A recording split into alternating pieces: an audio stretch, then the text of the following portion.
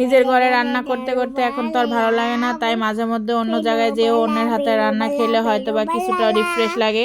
তো আসসালামু আলাইকুম বন্ধুরা, তোমরা সবাই কেমন আছো? আশা করি সবাই ভালো আছো। তো গতকাল শুক্রবার ছিল আমাদের দাওয়াত, আমরা সবাই দুপুরবেলায় বেড়াতে গেছিলাম, সেখানে খাওয়া দাওয়া হয়েছে। তো সেখানে আমাদের জন্য বিরিয়ানি পাকানো হয়েছে। তো তোমাদের সাথে আজকে সেই বিরিয়ানি রেসিপিটা শেয়ার করব।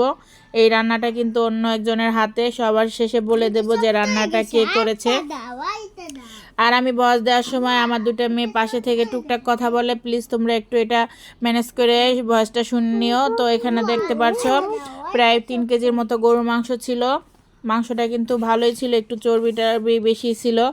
যাই হোক, কসাইদের সাথে তো আর পারা যায় না, যতই বলি তারা তো আর শুনবে না, তারা তাদের মতোই দিবে। আর সব কিছু মিলে না নিলেই বা কে নিবে।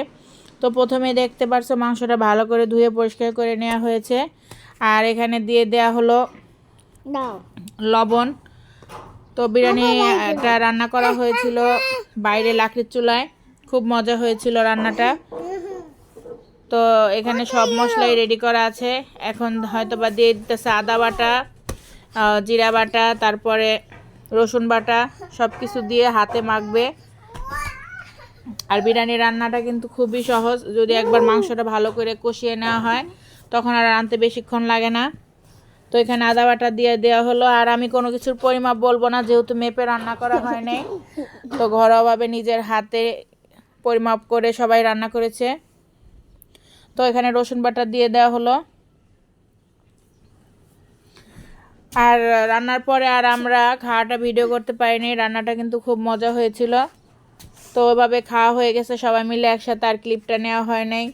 আর বাচ্চা কাচ্চা নিয়ে এক জায়গায় বেড়াতে গেলে যে তারা এত দুষ্টুমি করে খোলামেলা পাইলে, যেটা আর বলার মতো না। তো আদা রসুন জিরা বাটা সব কিছু দিয়ে মরিচের গুঁড়া দিল অল্প পরিমাণে দিয়ে এখন টক দই দেওয়া হবে। আর টক দই কিন্তু বিরিয়ানিতে দিতে হয়, টক দই সস এগুলো দিলেই কিন্তু খাবারের স্বাদ বেড়ে যায়। তো যাই হোক, গতকাল আমার বাবার বাসায় গেছিলাম, বাবা আমাদের দাওয়াত করে খাওয়াইছে সবাইকে। তো দুপুরে খাওয়া দাওয়ার পরে বিকেল আর থাকিনি, বাচ্চারা অস্থির হয়ে গেছে, সকাল থেকে অনেক খেলাধুলা করে পরে বিকেলে চলে আসছিলাম। তো এখানে একটু ধনিয়ার গুঁড়ি দিল, আমি অবশ্য ধনিয়ার গুঁড়ি দিই না, কিন্তু আমার আম্মু দিল, সাথে দিল গরম মশলাগুলো সব কিছু। আর এখন দিয়ে দিচ্ছে দারুচিনি।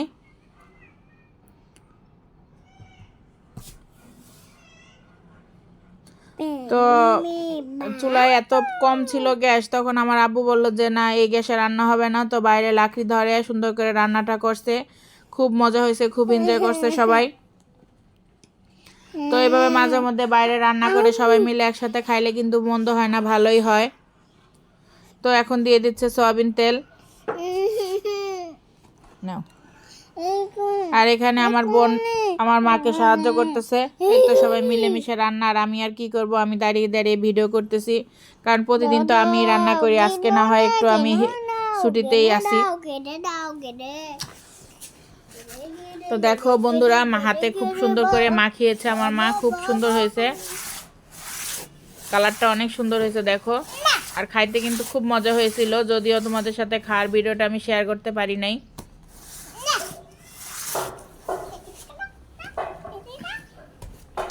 তো আরেকটু পেঁয়াজ ছিল, সেটা আবার দিয়ে দিল।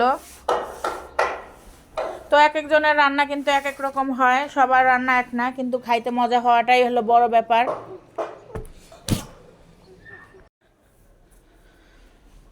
তো মাখানোর মধ্যে কিন্তু অনেক স্বাদ লুকিয়ে থাকে, যেহেতু হাত দিয়ে সুন্দর করে মাখানো হয়েছে, তো রান্নাটাও অনেক মজা হয়েছিল।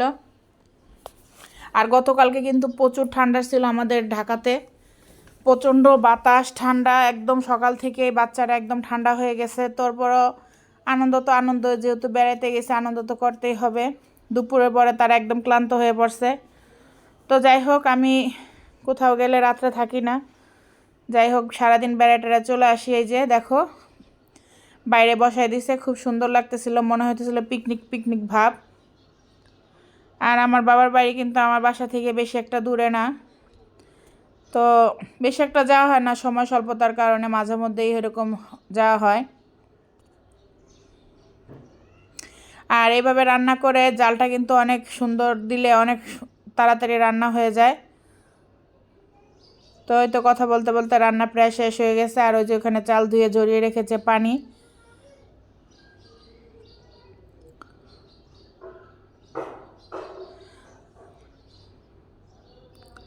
আর আমার মায়ের বাসায় বাবার বাসায় অনেক ঠান্ডা, প্রচণ্ড ঠান্ডা ফ্লোরে বসে। ওই যে আমার বাবা বসে আছে, যদিও আমি ক্যামেরায় তাদেরকে আনি নাই। তো আমার মা রান্না করতেছে। তো এই তো দেখো সব কিছু গুছিয়ে না নিয়ে আসলে কিন্তু এইসব বাইরে চুলায় রান্না করা খুব টাফ হয়ে যায়। আর এই যে দেখছো পায়ের কাছে কিছু হলুদ, এই হলুদগুলো কিন্তু লাগাইছিল, তো সুন্দর হয়েছে দেখলাম। আব্বু জাল দিয়ে দিচ্ছে আর মা রান্না করতেছে। তো এদিক দিয়ে চালটা ভেজে নিতেছে। এই পাতিলেই ফাইনাল লুকটা হয়েছে, ফাইনাল রান্নাটা এই পাতিলেই হয়েছে। তো যাই হোক, সবাই মিলে দেখো মাংসটা কিন্তু একদম সুন্দর করে কষানো হয়ে গেছে। সবাই মিলে গতকাল শুক্রবারটা অনেক মজা করে কাটিয়েছে আর সবাই মিলে একসাথে খাওয়া দাওয়া করেছি। যদিও তোমাদের সাথে খাওয়া দাওয়াটা শেয়ার করতে পারি নাই, তো সময়টা খুব ভালো কাটছে। আর তোমরা সবাই আমাদের জন্য দোয়া করো, সবাই মিলেমিশে যেন এইভাবে থাকতে পারি, সবাই সবাইকে নিয়ে, আর তোমাদের সাথে নতুন নতুন ভিডিও আপলোড করতে পারি। যদিও আমি আমার বাচ্চা দুটো নিয়ে কোথাও বেশি একটা ঘুরতে যেতে পারি না, যেহেতু ওরা ছোটো। আর এবার গ্রামেও যাওয়া হয় নাই বাসা বদলানোর কারণে। তো সব মিলিয়ে বছরের প্রথমে এই একটা আনন্দ করলাম, খুব ভালো লাগছিল। যে এখন চালের মধ্যে ভালো করে ভেজে পানি দিয়ে দিচ্ছে। তো রান্নাটা প্রায় এখন শেষ পর্যায়ে, এখন আর বেশি আগুন লাগবে না। আর কারা কারা এভাবে বাইরে আগুন দিয়ে চুলা ধরিয়ে বিরিয়ানি রান্না করে খাও, আর কার কার কাছে খুব ভালো লাগে কমেন্ট করো। আর আমার ভিডিওগুলো যদি তোমাদের ভালো লাগে অবশ্যই লাইক কমেন্ট করে সাথে থাকো। তো বাচ্চাদের জন্য মোবাইলে বেশি একটা ভিডিও করা হয় না। ধন্যবাদ সবাইকে।